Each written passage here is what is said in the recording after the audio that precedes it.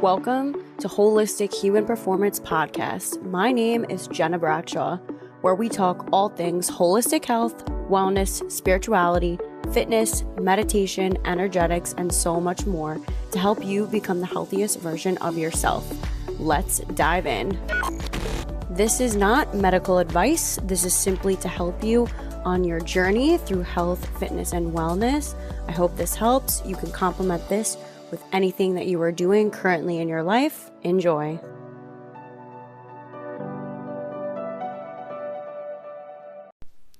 What the holistic human performance community has turned into is something beyond words. I am so grateful for each and every single one of you.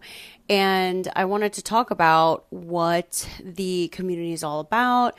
And really, it just started with me going through a really low time in life, where I did not have my health as a 2-time cancer survivor. And I really leaned into holistic health, that lifestyle, changing everything about it, really taking a deep dive into energy medicine and spirituality and combining all of these different aspects of mind, body, and soul together. That helped me heal on a deep level. And now I am following out my soul's mission and purpose and bringing this to you all. And so I want to invite you inside of the holistic human performance community. We have an app, which is the HHP app on Apple and Google Play, which you can also get all of these goodies on the desktop as well. And really what you're going to find inside of this community, I call it the Virtual Wellness Center. It's going to be all about holistic health, spirituality, energetics, all different practices, tools, modalities. So we have things like sound bath meditations, we have breath work, we have tapping series, we have workouts, we have somatic healing, we have masterclass series, we have programs. I have other professionals come on inside of the app to teach. So there's so many cool things you get inside of this community. And so I wanted to give this to you all as a membership. And what you're getting is a monthly membership where you have 300 plus on-demand videos, plus live stream classes and programs and courses. You're literally getting all of these incredible tools to take with you wherever, whenever you need. And so for $33 per month, you get access to this. Or you can do annual, which is $320 for the year. You're getting all of this inside of the Holistic Human Performance Virtual Wellness Center. And not only that, you could try it out for 1 week free and cancel whenever you want. So these are things that are going to help reprogram your subconscious mind, you regulate your nervous system, keep you healthy and navigating life with full life force energy, and really helping you to express yourself authentically while also enhancing your health and your well-being so that you can find and follow your soul's mission and purpose. So I invite you inside of this community. It is so beautiful and juicy. And not to mention, we have a whole section inside of the app where it is a community forum so we can chat with each other and talk about our wins, what we're going through, and so much more. And I don't know if I mentioned, if you are a one-on-one coaching client, you get full access to the entire Virtual Wellness Center membership. So I invite you inside of the HHP community. Again, you can get your week free trial on Apple or Google Play or right on your desktop at holistichumanperformance.co. Another episode of the Holistic Human Performance Podcast. I'm your host, Gena Vitali, and we have a very special guest with us. We have Lisa. She is all things Reiki Master Teacher, psychic counselor, and best-selling author. She has helped thousands step into their intuitive gifts with confidence. And we talk about this all the time, so I'm just so excited to dive in deep with you and get to know you and how you help others in the collective and shine your light with your gifts. So, welcome to the podcast. Oh, thank you so much for having me. I'm so happy to be here with you today. Yes. Also, I forgot in the beginning, the spelling of my name tricks people, so it's Jenna with a G. Just a heads Jenna, up. yes, gotcha. I forget to do that, but anyways, so Lisa, tell me about how you even discovered, because you've been doing this for a long time, A long time. over 30 years. So tell me how you first discovered these gifts that you had, these intuitive gifts. Yeah, I was actually born this way. So it's my very, very first memories are of being Oh, very psychic and having psychic experiences. wow. And I know I was born in the 60s and I was just one of those like I see dead people kids. Wow. So And you back physically saw. well, sometimes it's more like I saw with my psychic eye. Got it. You see I am a visual psychic. Sometimes I see things with my real eyes. I really, really, really don't like that. Me neither. So it's very creepy to me. Same. And yeah, it's not my favorite. So mostly I see things with my psychic, my inner eye. Mm. But I was seeing colors around people. I was seeing shadow spirits. I was seeing angels. I was seeing I called them when I was little, I called them the gray people that were hanging around my bed at night. They're ghosts, but back then I just called them the gray people. And back then it was really not a conversation you could have. It Yeah. wasn't something you could talk about. There was no really information, no podcasts, no beautiful podcasts like this, no Yeah. psychics on TV, no new age bookstores. It was just, you know, I was trying to figure out like what was happening and also trying to pretend to be normal in public, and so I spent it was an odd way to grow up. I mean, I grew up in a very haunted house, of course, like Murphy's Hmm. Law, put the psychic child in the most haunted room in a very haunted house. And I my feel like that's classic. yes, of course it's gonna go that way. And my hippie parents, my parents were hippies, but they didn't like drag me to the church and throw holy water on me like happens to some people, but they were like, "Oh, it's your imagination." I was told a lot it was my imagination, and I was like, "Is it? Like, is it? I don't think it is." Yeah. But what were you gonna do? Like, there just wasn't really, anything else to do about it. Yeah. Did did your parents, like your mom, or did anyone kind of in your lineage have these gifts as well? Or were you kind of the one, I guess you could say like the cycle breaker, like the one that was really gifted and had these abilities? I think all the women in my family are pretty intuitive. My dad was too in his own way, so I think the women in my family are healers, intuitives, creative types. My own children are, but I'm the only one that's gone pro with it. Yeah, yeah, yeah. Yeah, Yeah, and everybody is gifted in some way, shape, or form. We all have this ability. yeah, It's just a matter of like where your soul wants to take it in the that's lifetime. right. Yeah. So tell me, right? You go down this road of being a professional. How did that journey land for you? Like kind of what direction did that take you? How did you lean into that? I started working as a pro when I was 19. I was at Wow. university. So I went to university in the 80s. And the 80s was also like the dawn of the new age. You know what I mean? Mm, Like it was like suddenly there was the new age and the new age then there were books, there were teachers, there were courses. And I took a course. I studied with somebody who was really good. hmm. And as part of my training with her, she would have us do readings. We did psychic fairs. Yeah. And and I got a lot, and that's when I started working. So I was 19, it was 1980 whatever. And since then, after I graduated from university, I quickly learned I didn't have enough skills to really help people, so I went back to school and became a therapist. Mm, And for a long time combined those two things. And um then in 1999 I learned Reiki and added that into the mix. Even and back then that was still pretty fringy and weird. yeah. But I just really wanted a way to do some energy healing. And um, these days, I know I had a very busy private practice for 20-25 years. But these days, mostly I teach and mentor people and write books. Amazing. Okay, so I love that you combined more of like that logical aspect with, the metaphysical approach.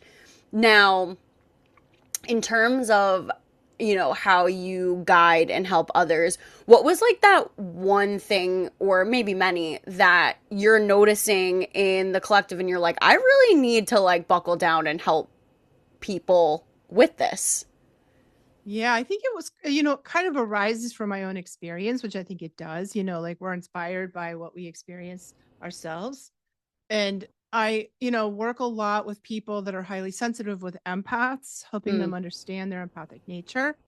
I work a lot with people that are undergoing a psychic opening, and so many people are right now. Like every generation, I think, is more psychic than the last one. And we do a lot of things in the world right now that open our psychic ability. Can I we always can say, we pause right there? yeah. Can we just like define what like psychic opening means for those who maybe don't know what that term is? Yeah, that's a great question. So, we do things like yoga, Reiki, meditation. I say they're like the three gateways that open us to a larger spiritual world. And maybe you're sort of minding your own business and then you become a Reiki teacher, right? Or you take yoga teacher training or you start meditating and all of a sudden you start having psychic experiences, you know? Um, or were really psychic as a child. This is such a common story. And then Mm, that scared you or freaked out your parents and you shut it down quick. mm, And then you're in midlife, you're doing yoga, Reiki, meditations, you do some plant medicine, whatever it is you do. And and boom, your gifts pop back on. And mm. it can be very disconcerting, very unsettling, destabilizing, scary, freaky if that's going on for you. And maybe that means you're dreaming a lot. Maybe it means you wake up in the middle of the night and see Uncle Fred standing at the edge of your bed, dead Uncle Oh, Fred please standing at no. the edge of your bed.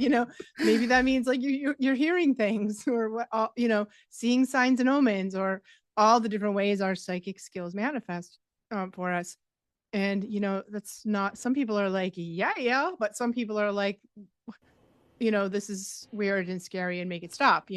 Yeah. So I work with people. I love working with people that are on that edge. And I think because I didn't have help, like I had Yeah. to figure it all out. I had to thrash my way through that in very painfully. And now these days, if I can help somebody go through that in a more graceful way than I did, Mm. understanding their sensitivity or helping them really access and understand their psychic gifts. Like I feel really passionately about doing that because I didn't have that help and it was really hard. Kind of sucked actually. Yeah. Yeah.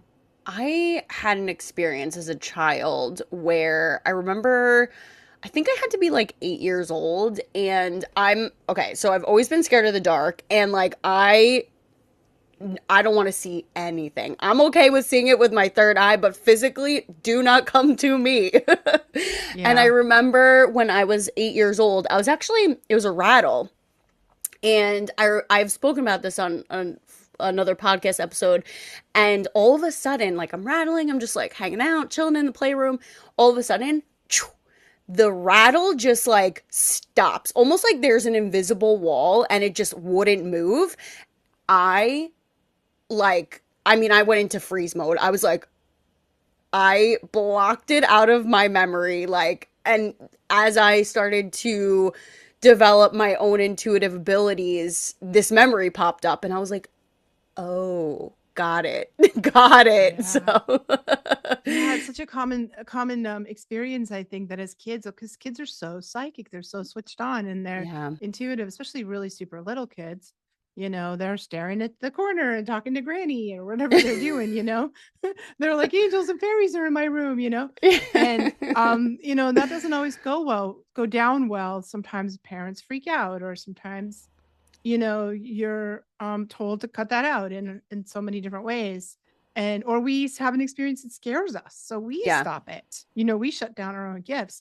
And then, like I said, we do something later in life that opens us back up. And as an adult, it's like a little bit easier to handle it than I think as children. There's not much we can do as kids, but we can Yeah. do a lot when we're grown-ups. Right. We don't have the container for it either. Right. Totally. Yeah. Now, in terms of training this ability, what are some things that you do with others who, are opening up, empaths, intuitive abilities, psychic abilities, that you help them kind of train this muscle? Mm. Yeah, I think the first thing we always start with is energy management protocols, so some Mm, really good energy hygiene. How love do it. we clear our energy? How do we ground ourselves? How do we protect, how do we shield ourselves? And, every psychic student, every empath needs that. It's kind of like lesson number one. It's a really good place to start. And then I think there's some really easy exercises we can do. I love having people do a psychic journal. I love it Mm. so much that I published a psychic journal. Oh, And love it. Tell me about that. it's called the Psychic Awakening Journal. And you can use that, or you can just get any old journal and start recording all of your experiences. So Mm. if you remember your dreams, record them. If you pull oracle cards, record them. Every time you look at the clock and it says 11:11, record it. Your first impressions, all of your psychic hits, omens, synchronicities, all impressions, all of that go in the journal, because these experiences are very ephemeral, and they might feel like really impactful when they're happening, but like an hour later you forget about it. You know Right. what I mean? So once we start recording it in a journal, first of all, you'll be amazed by how psychic you already are. And it just kind of, helps us pay attention to it, helps us put our concentration and energy onto it. I think that's a really good, those are the two places that I really start with people: the psychic journal and the energy hygiene practices. Mm. Energetic hygiene. Tell me about that, because that's like brushing your teeth every day. It is. Yeah. Especially the more sensitive you are, if you really identify with being an empath, you should do it in the morning. I do it in between clients. I do it before and after I go into Walmart. I do it halfway through Walmart, like all those things that we have to do in the world that we're impacted by other people. If we're not learning how to manage that and clear that energy, ground ourselves, protect ourselves, it's really quite painful. We get tired and cranky. We maybe even get sick.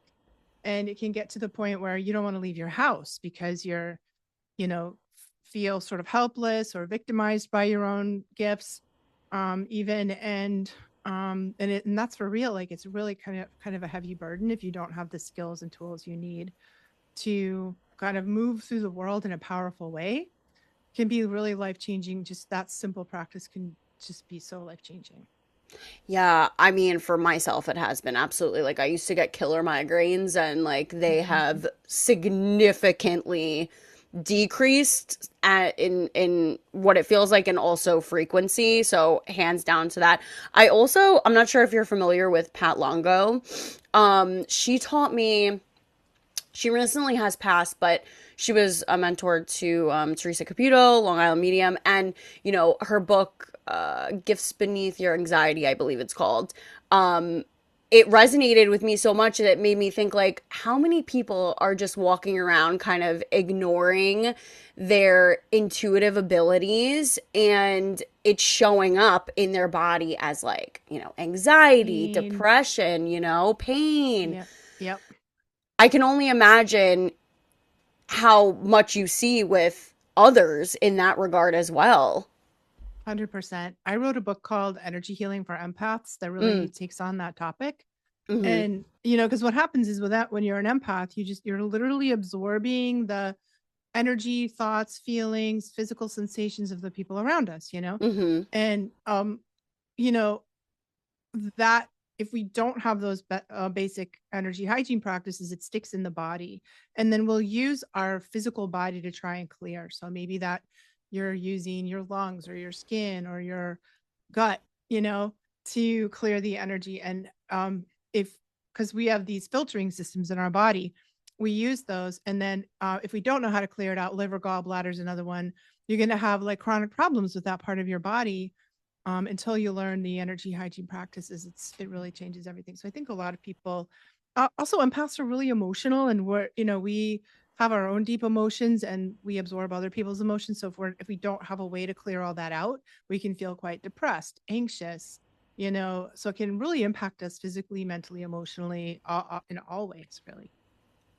What's Yeah. your favorite energy? I'm gonna call it energy healing because there's so many, different techniques. But like, what's your favorite energy healing tool and practice that you utilize with, um, your clients and patients and people that you see?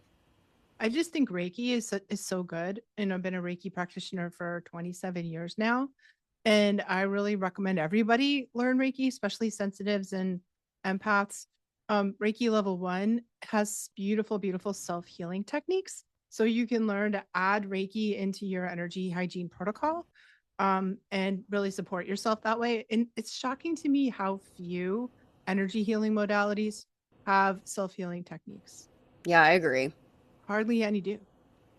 If you're going to learn how to do energy healing, you should have a self healing practice. It should include you in that, right? And Reiki level 2 is really good if you want to increase your psychic ability. And that's why I wrote my book, The Art of Psychic Reiki, which is a combination of Reiki training and psychic development.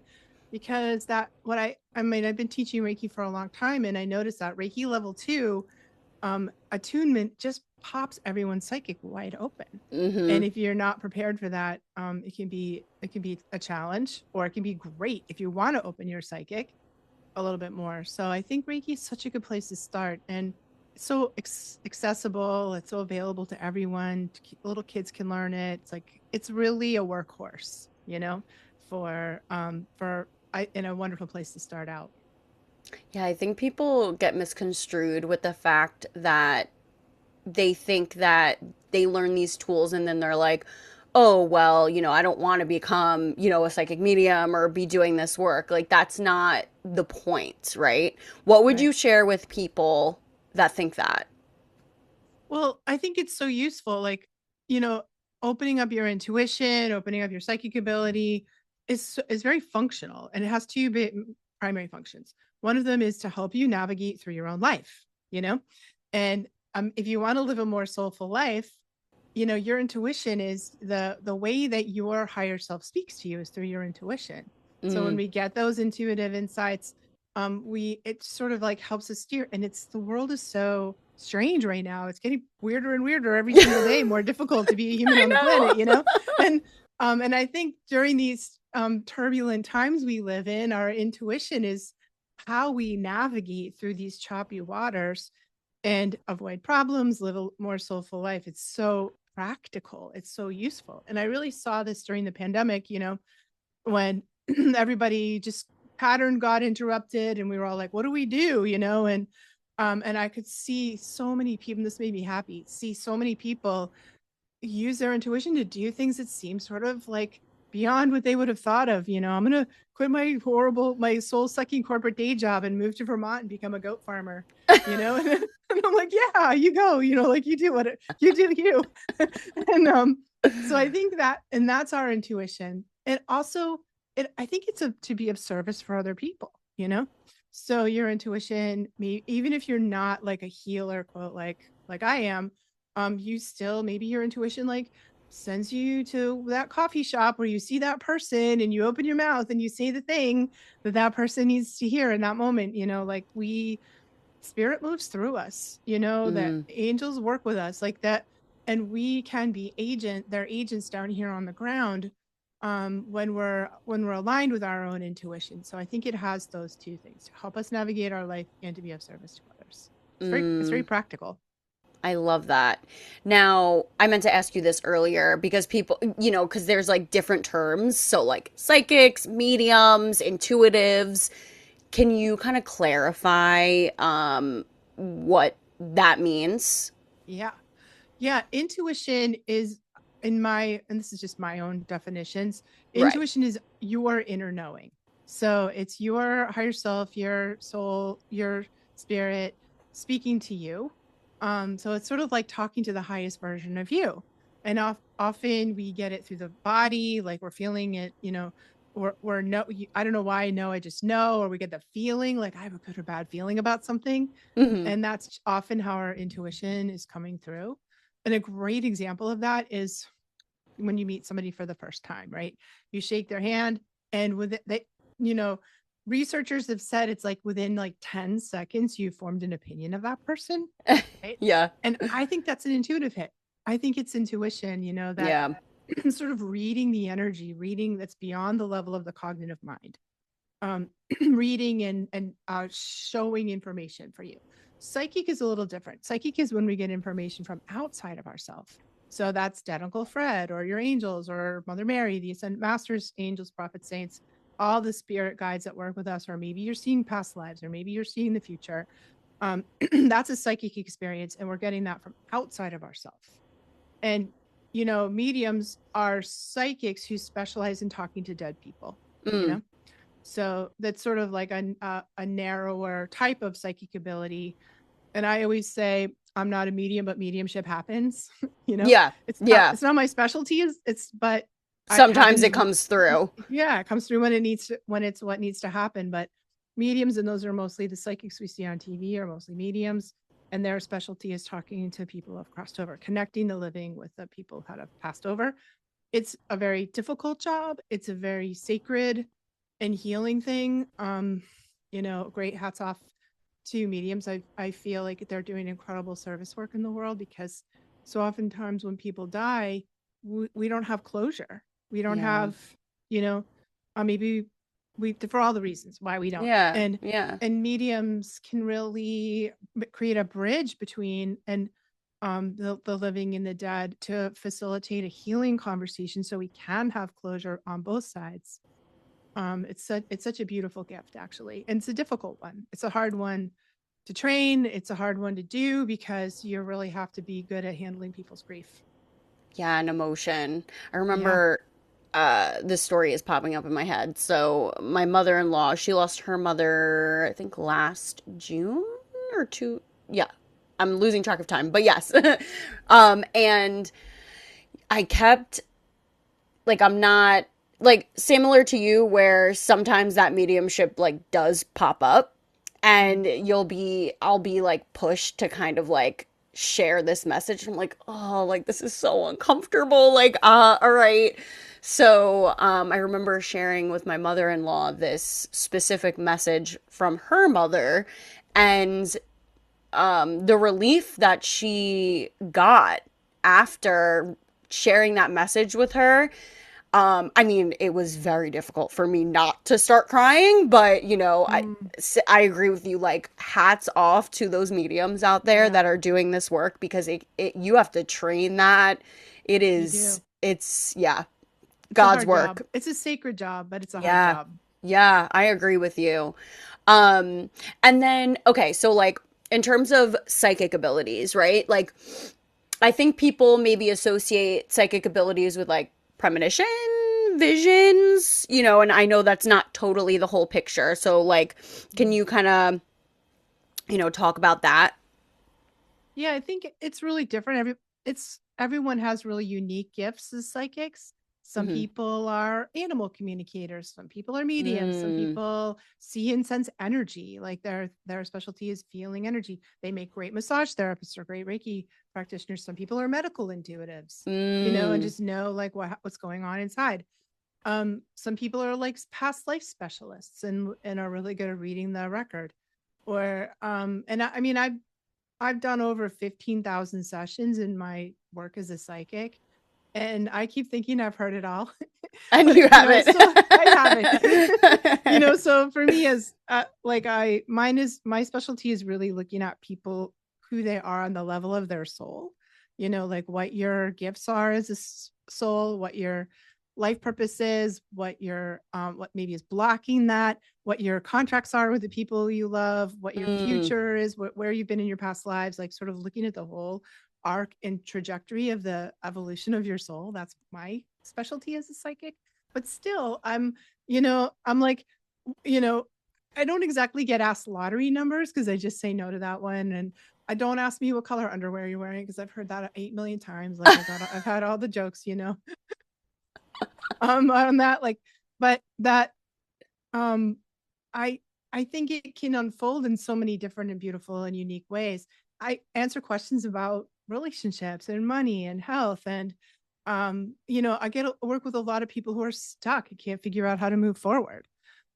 or they're in the middle of a crisis and need, it's almost like if you could pull your own soul down here for 10 minutes and we could talk to it, how would that help you get some clarity about where you are in your life and how to move forward?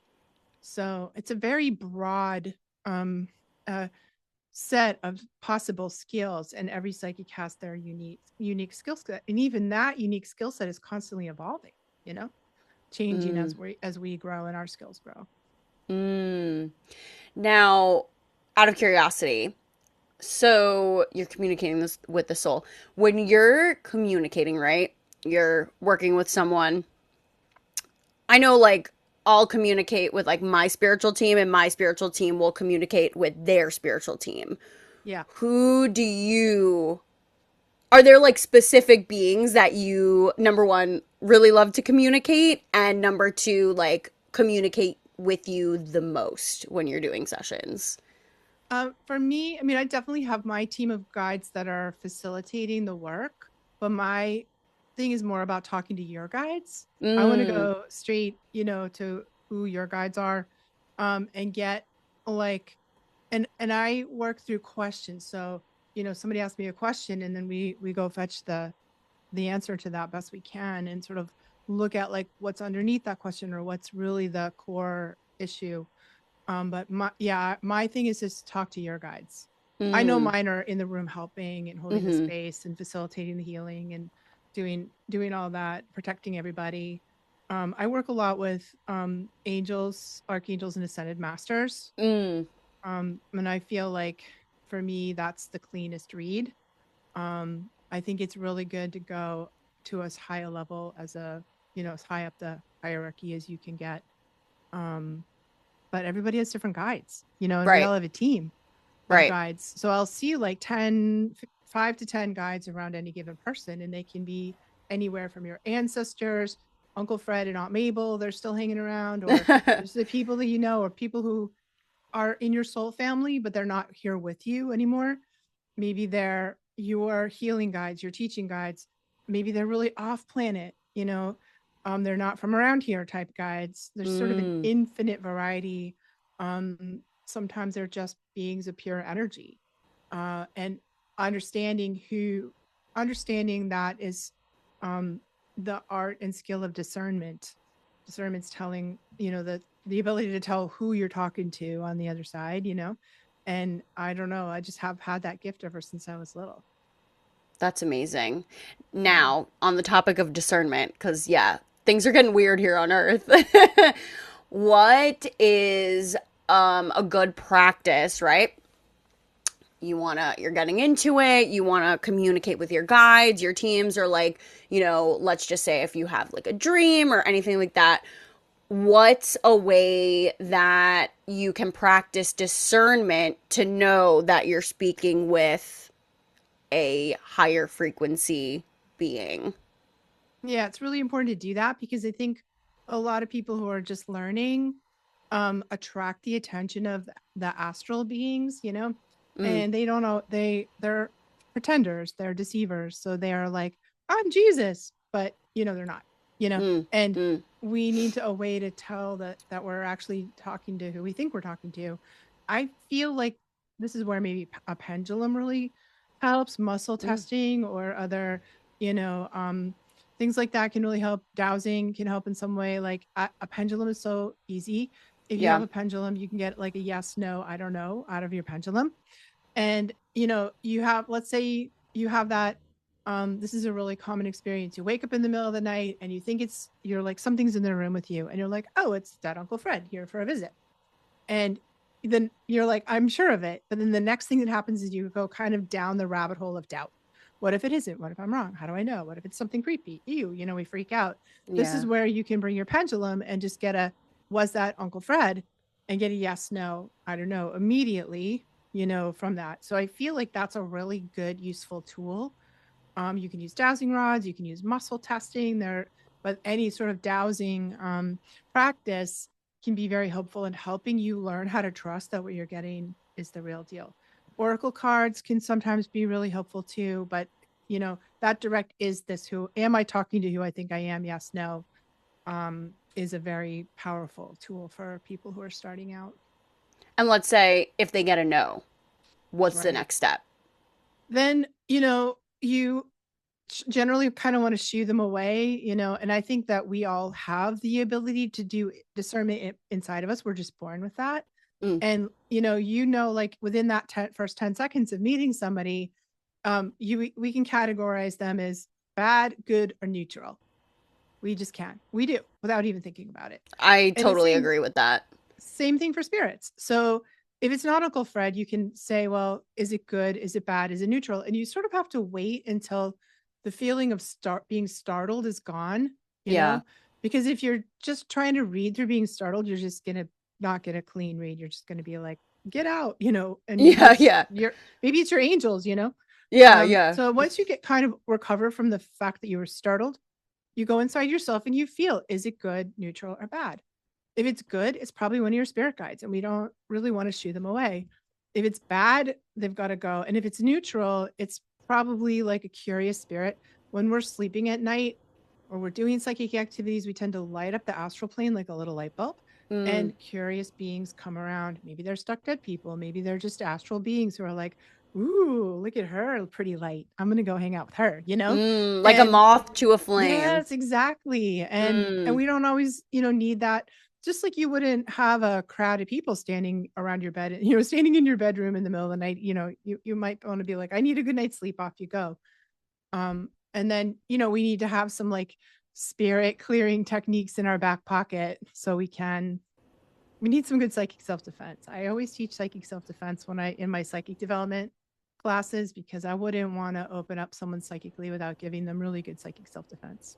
I agree with you. And I see it a lot where, you'll have people teaching on this work, but they don't teach about the defense mechanisms or skills, because it is a skill. It's like training a muscle. Yep. And I think that is such a dangerous game, to be honest, especially if you're Agreed. just starting out and you like you said, it's a moth to a flame. And we see it a lot where disembodied dark energies, they can like attach to you, and not to be fear mongering, but it is a real thing. It is a real thing. And I think like good psychic self defense starts with the don't do list. Don't do what you see people do on paranormal TV shows. Yeah. Don't play with Ouija boards. Don't take the Ouija board into the abandoned mental hospital. Oh my God. Don't I'm cringing. Conjure demons. Don't do that. Like, don't, don't, if you don't do those practices, EVPs and things that are sort of, I think we get sort of titillated with the idea that it's real. But, and I've done my share of paranormal investigations. I did it for many years, but it's really dangerous. It's really dangerous. Yeah. And, or it can be really dangerous. A bit like, I always say, and I think we want to believe, we want to know that it's real. It's a bit like not believing in sharks and then chumming the water and jumping in to see if sharks are real. Ridiculous. Yeah, they're real. So don't do that. Yeah, wow. Wait, tell me about like the paranormal investigations you've done. Because I'll say this, I've seen it, I don't remember the interview, but I think what a lot of people misconstrue and don't realize, obviously behind the scenes, is that they're doing a lot of protection work, and they're also speaking, not all the time, not everybody, of course, with those who have psychic abilities. Yeah. Well, I think the smart ones do. Exactly, the smart ones, yeah. I used to watch those and be like, you should hire me. I want to be like seriously. I stumbled into it in the 90s, Okay. It was like 1995 or 96, around that time. And my friend was a realtor, and she lived in this kind of bougie town in Massachusetts, and she couldn't sell this house. And she's like, it's on the market every year. People stay there for a year and they leave. Everyone leaves. And now I can't sell it. And she's like, it's got a vibe. Can you come over and do something about it? She's like, you're the only psychic I know. And I'm like, I don't know anything. I'm like, sure, I can help, And that started like basically 10 years of paranormal space clearing, and I had no knowledge. I was a total newbie to this particular thing. Mm. And it was the ridiculous, like the trouble I got myself into. Oh If no. had known what I know now, I would have never done it. But Yeah. I didn't, so I just that's just the way I've always been. I learned everything the hard way. And Your there was no manual. soul chose it. Yep, there was just, this is what we're going to do now. So yeah, I just got into I made every mistake in the book and got into so much trouble. I got really sick. I brought a Oh horrible, sort of really horrible spirit home that haunted my house and my kids and took years to get rid of. no. Yeah, it was bad. So I feel like I like to distill that information that I got and use it to help other people. And so much of my knowledge of my teaching comes from that. Like, I didn't believe in curses until I was practicing in a town that had a lot of people from Brazil. And they Mm. would come in and they'd say, I think I have a curse. I'm like, no, you don't. I don't believe in curses. It's not true. And I'd look at them and I'd be like, oh, crap, you've got one. Yeah. And there was this old lady in the town who would put a curse on somebody for $500. And then for $500, she'd take it off. And it was like, I did 100 of them. After I did 100 of them, I was like, okay, this is a thing. You know what I mean? And so I learned how to deal with it just by rolling up my sleeves and having to do it. Wow. Okay, Yeah. okay.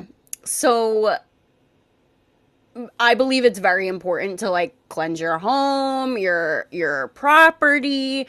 What would be some practices that you would suggest to people to, and I view it as a ritual. Like, I always do this. It's just like a part of my repertoire now that I've Yeah. learned, of Great. course. Yeah. What can people do to like cleanse and protect their space? Yeah, it's such a great question. And I have like a little space clearing set that I bring with me when I travel, because Yes. Murphy's Law puts the psychic in the haunted hotel room, the haunted Airbnb every time, you know? No. So if I want a good night's sleep in a hotel, I bring my little space clearing set. And, sage works really well, burning sage for clearing leftover human energy, residual energy that, think about everything that happens in a hotel room, good and bad. It's like I know, right? a lot of like Yeah. leftover human emotion. Right. So you can't really burn sage in a hotel. So Palo Santo works really well. And or spray sages, you get these little bottles and you Mm-hmm. spray essential oils. I also feel like a tuning fork, a 528 hertz tuning fork, is Mm-hmm. incredibly powerful. And the Mm-hmm. tuning fork is really good at clearing entities, ghosts, spirits, whatever that shouldn't be there. So I do a combination of sage or spray or Palo Santo, a tuning fork, and also kind of like imagining that your energies, you can connect with your angels, invite higher energy in, sort of claim the space to be yours once you've cleaned it out, and then sort of set like a intention, like Mm. only love, light, and joy in here, only like happy, healthy, wealthy, wise energy in here, whatever your intention is. And I do that in a hotel room, even if I'm staying only one night. We can imagine even creating a barrier, ask your angels to help you create like a bubble that it's going to just be you in there. So it does really make a difference. I think people make a mistake thinking sage can clear spirits. I don't see that happen very often, but it does help with leftover human energy. That is so funny you just brought it up because I was gonna say I've heard that with sage as well. And that's funny that you just you just brought it Yeah. up. It Sometimes it does, but yeah. usually it doesn't. Yeah. I always carry everyone laughs, but I always carry tuning forks in my purse, like Yeah. wherever I go. 528. That's the one. Little vial of holy water, your 520 or Florida water. Yes, Florida water. Love Florida water. Yeah. Yep. Um, okay, so I know you have to go, but as we wrap up, what would be some words of wisdom that you would like to leave the listeners? I would say, like, don't be freaked out by anything we talked about today, and really, if you feel the call, you know, that you want to develop your psychic ability, then go ahead and do it. You know, like read a book, take a class. It takes work, you know, and everyone has psychic ability. Really is like a muscle. I think of it as like athletic ability or musical ability. Everybody has some, but you've got to work it to develop it. So if you're interested in this, do it. Like take a class, read the book, do the exercises, and with time, whatever you have can develop. And it's always for something. There's a purpose for it. And oftentimes when we understand what our skills are, we can really have a better idea of what we're meant to do with them. Amazing. Lisa, where can people find you and your books and all this beautiful work that you do? Thanks. Yeah. At lisacampion.com, just come stop by my website, and I teach all levels of Reiki and all different levels of psychic development. And I love it when people stop by and leave me a message. So come by to my website, leave me a message, and yeah, that'd be great. Beautiful. Well, thank you so much for joining and sharing your wisdom. It was such a great time. Thanks, Um, Gena. yes, guys, if you like this episode, like, share, subscribe. Don't forget to leave a review. And we'll put all of Lisa's information in the description below. And we'll see you in the next one. Bye.